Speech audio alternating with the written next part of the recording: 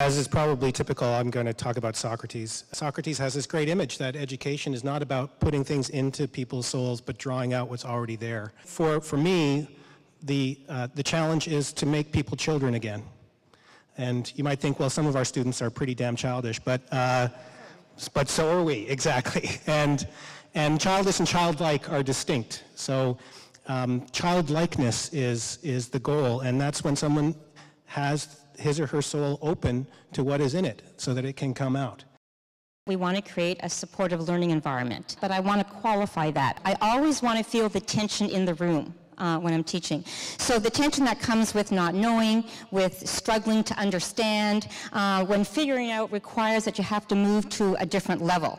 And I think the greatest compliment I ever got from a student was one who came up to me after we'd had a class and we were dealing with all these issues and people had different ideas, and she came up to me and she said, you know, in this class, I get a headache in this class all the time. I get a headache because I have to think so many different ways. I get a headache.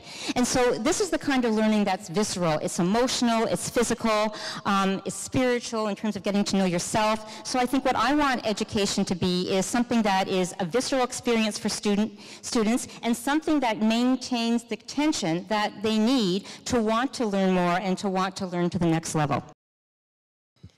I think there's a variety of things that I do.